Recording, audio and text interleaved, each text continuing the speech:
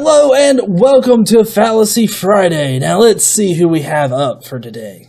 إني ألقى الإيناس في صومي وصلاتي ودعائي للرحمن وجميع الطاعات. Great. Now I'm gonna get death threats.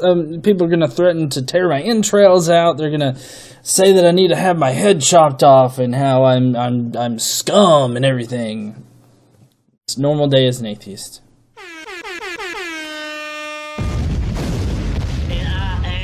Godless engineer, a conscious pioneer, a logic general, a reason brigadier. More bullshit from the pulpit. Meet me in the comment section and you get schooled, bitch. The Godless engineer. So yes, today I'm going to be responding to a Muslim apologist. He's pretty much just going to regurgitate a whole bunch of stuff that you've already heard before, but I felt this was a good opportunity for me to dissect these arguments and really lay out good counter-arguments to them, show the fallacies that are contained within his arguments and everything. So, if you like the premise of this series in general, don't forget to go down below and hit subscribe. Now, his first contention here with atheism, and it's how to conquer atheism. Apparently, we need to conquer this horrible thing called atheism. But how to conquer it, his first step, though, is an equivocation fallacy, which is kind of like a sub-fallacy of ambiguity, which is vagueness. He's being vague about some terms, and we're going to dissect these and see where it brings us. Now the Quran asks a very simple question. In chapter number 52, verse number 35 of the Quran, it says, أَمْ خُلِقُوا مِنْ غَيْرِ شَيْءٍ أَمْ هُمُ الْخَالِقُونَ. Were they created from nothing, or were they themselves the creators of themselves? Now if you speak to an educated atheist, they will not deny the fact that the universe had a beginning, because this is pretty much scientifically proven. Through the expanding universe, for example, we know that it had a beginning, since it's still expanding. However, when you start speaking to them about what happened before the universe, this is when you'll get an unsure answer. They'll say, we don't know. And this is the first point of contention. If they don't know, then why do they call themselves atheists? Since that word means without God. And agnostic, which is a better word, means without knowledge, because it comes from the two Greek words, without the meaning without, and gnostos, meaning knowledge, meaning without knowledge. Moving on now. No, hold on, don't move on. We gotta dissect this shit. Just hold up, okay? Now, if you can't tell, he's being very ambiguous about these two terms, atheist and agnostic. Atheist refers to beliefs, whereas agnostic refers to knowledge. He's being vague on this matter either by personal incredulity or maybe he just doesn't give a fuck.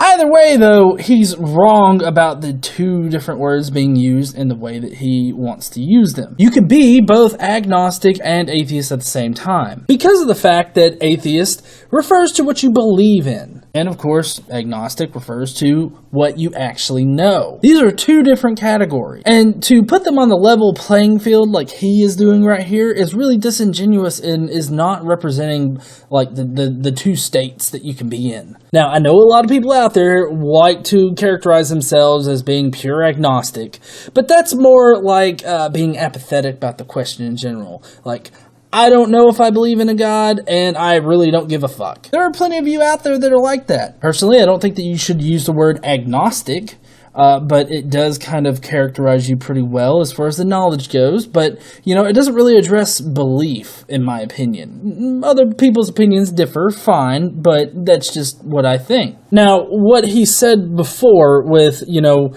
it gets into an uncertain area, you know, when you ask, well, what came before the Big Bang? I want to stress this right now. It is okay to say that we don't know, because we don't know. And that's okay. It's okay not to know. A universe where we know absolutely fucking everything is just going to be boring as hell. I mean, don't you think?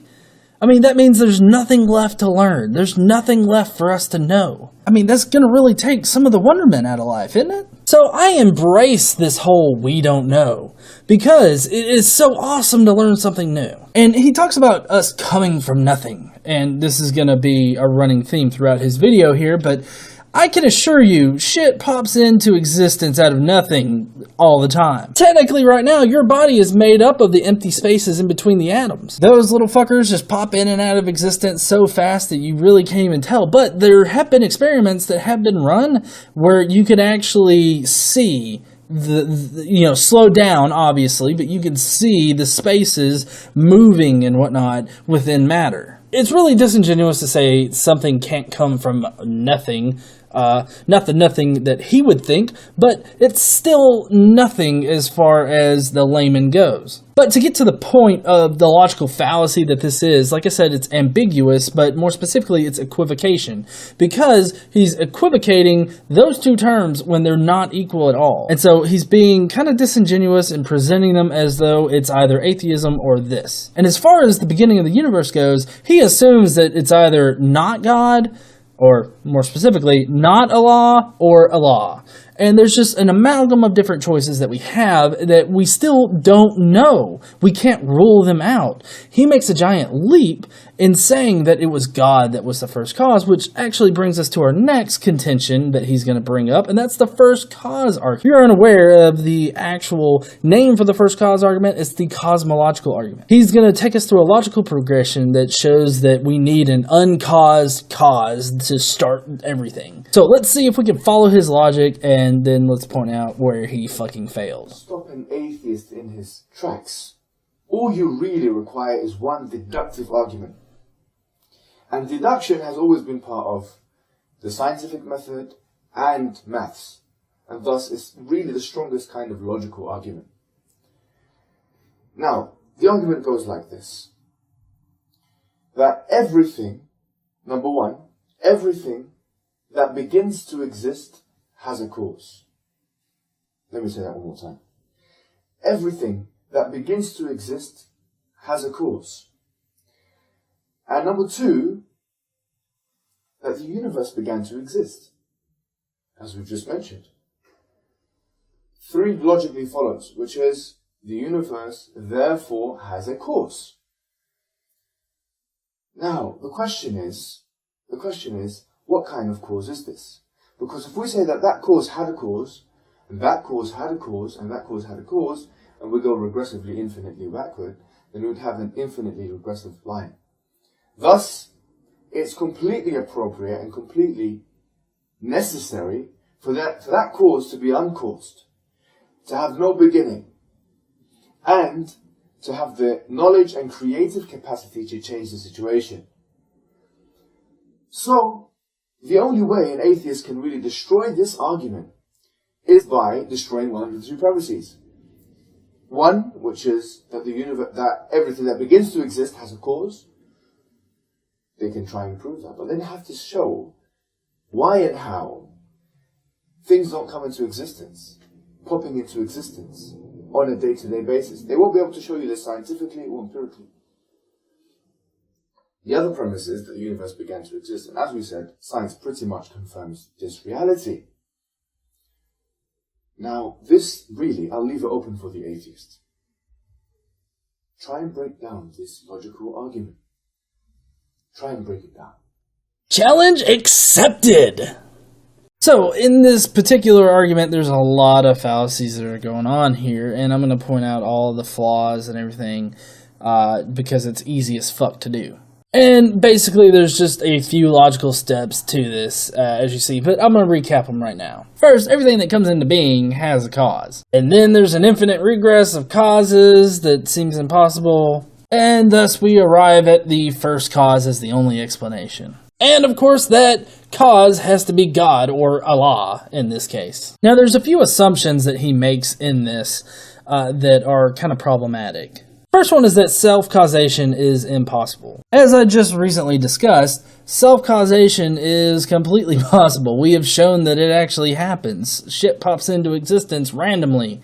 And next, there's the prohibition of an infinite regress. First of all, who says that, there has to be an infinite regress of causes? That's one problem with it. If self-causation is possible, like we know it is, then you don't need some kind of magical first cause in order to make all this shit start. And then finally, an assumption is the uniqueness and identity of the first cause. He immediately jumps to the idea that it's God. Now, the problem with this is that it's a very specific characterization of God. It's not just like a general kind of God description. It's a very specific kind of God because they're arguing for their specific God. Whether it's a Christian using this or a Muslim using this, they're being very specific to whatever God they worship.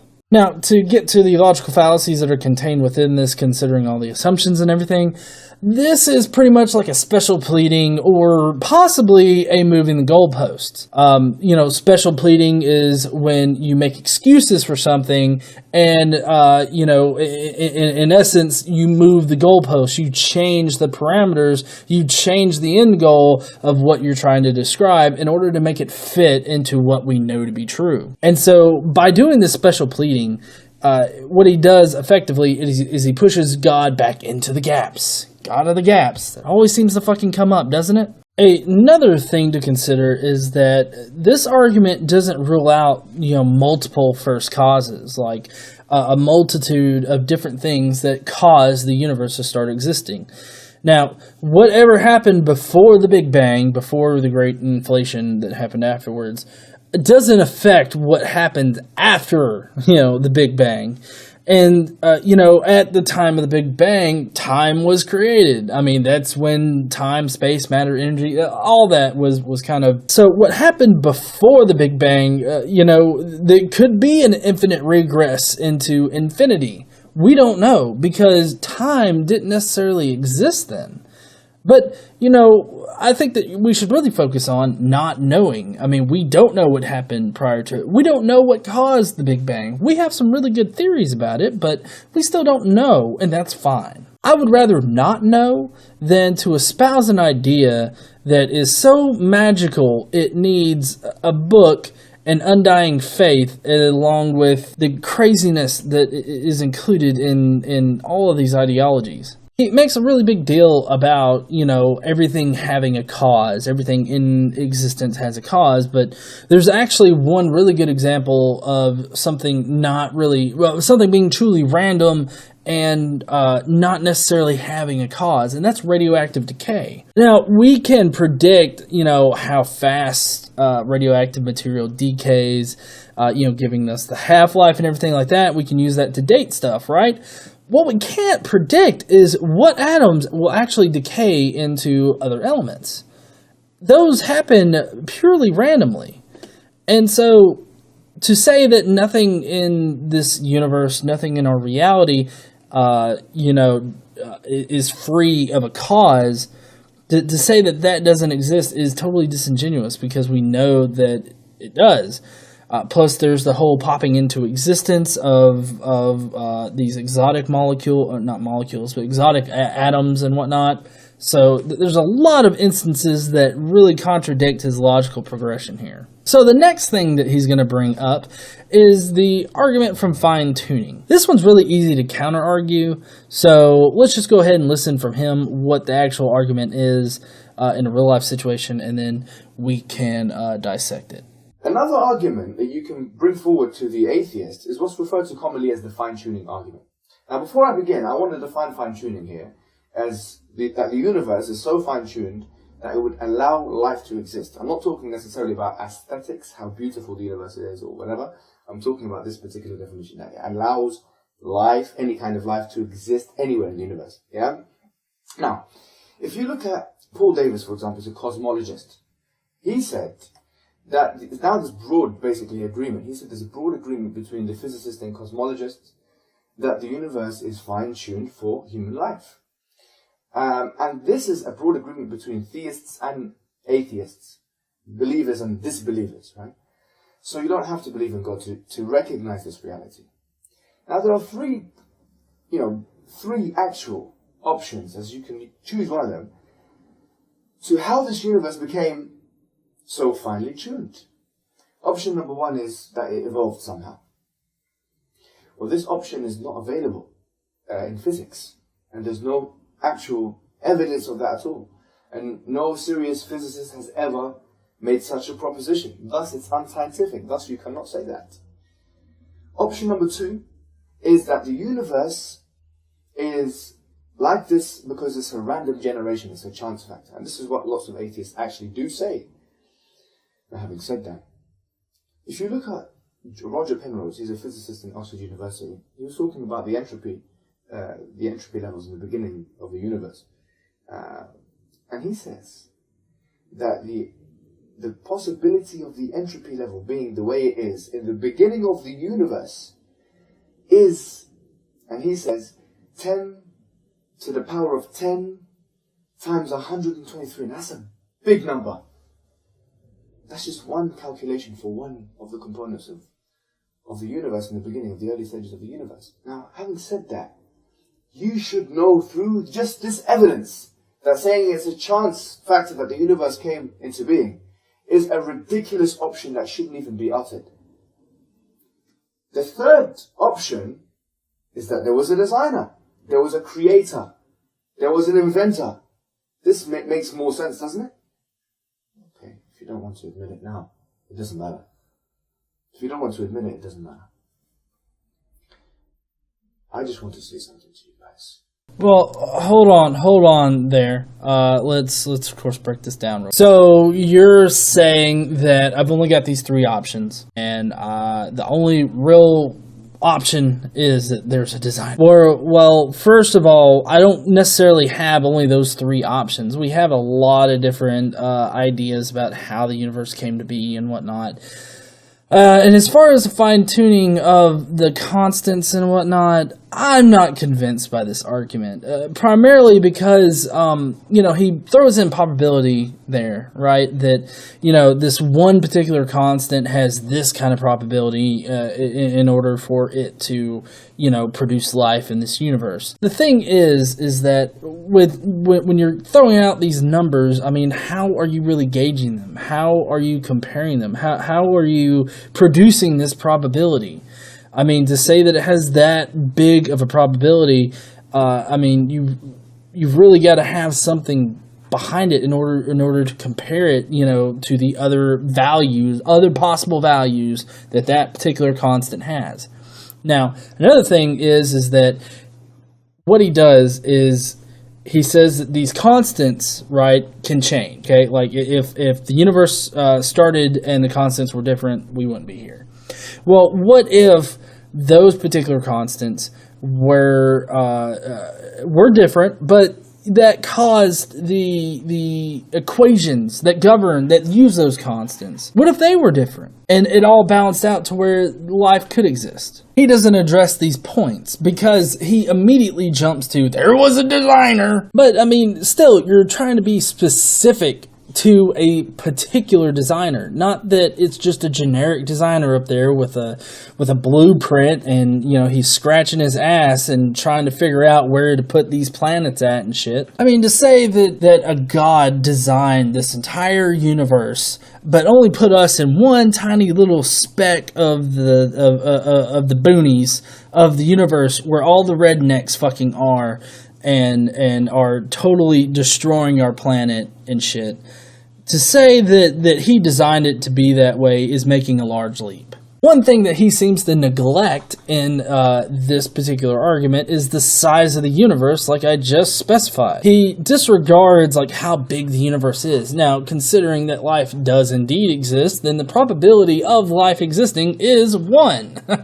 I mean, it exists. There's no reason to think that it wouldn't exist. Now, he's saying, well, what if the constants were different? And yeah, that could be it. There could be a universe out there where the constants are different and no life exists. But you know what? That would mean that there's a multiverse, that there's multiple universes all streaming at once. That really is it ends up being a kind of a catch-22 for this particular argument, because then there's no need for like a designer. It can randomly produce. He scoffs at the whole chance thing, but we just so happen to live in a universe where these particular constants allow life to happen. Not just the constants, though, the equations as well. If there is a multiverse out there, which we think that there probably is, and we're working, humanity's working hard to prove whether or not parallel universes exist and everything. If they do, then that means that there's another universe out there with different sets of constants, if those indeed change,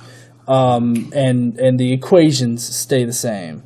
Let's say that universe out there exists and there's no life in it at all. It makes him pushing God into the gaps really just pointless. So I don't know where he's going with this. So he's got a final note here that I want to freely respond to. This particular part of it, this argument, other than just personal incredulity and being disingenuous in general, I would say that those are the fallacies that are in here. There's no fancy fallacy that he committed. He's just being a dumbass. That you don't even need to logically follow these arguments that I'm putting forward to you. These arguments make sense, they're logically grounded, but you don't need to follow them. Because it's actually a natural predisposition to believe in God. And as the Anthropological Society of Oxford University have concluded through some very important studies that have happened in 2011, for example, that belief in God is a predisposed belief within children. So to believe in God, you don't have to actually follow any logic whatsoever. You don't have to be a smart person. It should be a natural thing. So I say this. I say it's time now. It's time to stop fooling ourselves. It's time. What did you say? No, I'll say it one more time. I said it's time. It's time to release yourself from the suppressive shackles of atheism that are stopping you from realizing your true potential. Once you've completely taken those shackles away from yourself and liberated yourself from atheism and released your predisposed self, that's the true self, your true self. Once you've done that, then and only then will you realize both peace and purpose in life. Then and only then will you reach the basic human function. Wassalamu alaikum wa rahmatullah. Okay, I'm not sure what the gibberish was at the end. I'm sure that it was like something like Muhammad, piss be upon him or something. I don't know. But free myself from the shackles of atheism?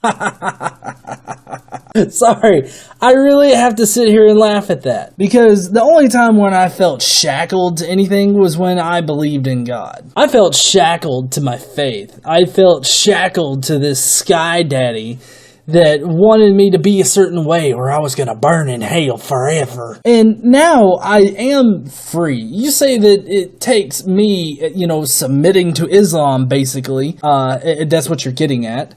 I'm assuming that you're not a proponent for Christianity here, because you're talking out of the Quran and you're saying a whole bunch of Muslim-y stuff. Apparently I've got to come under the shackles of Islam. I've got to commit myself to Islam in order for me to know my true potential and to find happiness and find purpose in life. I don't fucking think so, buddy. I have a purpose in life. I have a wife, I have a son, I have a job. So I have a purpose in my life. I know where I'm going. I know what I'm doing. I'm doing my Godless engineer channel and my brand in general. I have my software engineering job. I am a happy motherfucker. I don't need another oppressive religion telling me what to think, who to like, and apparently who I need to behead and kill because they don't agree with me. Thank you for joining me on this Fallacy Friday. If you will, go down below, hit that like button, and also leave me a comment. Maybe I missed a certain fallacy on one of these guys. If you have a better comeback, leave that down there below too. If this is your first time here, hit that subscribe button.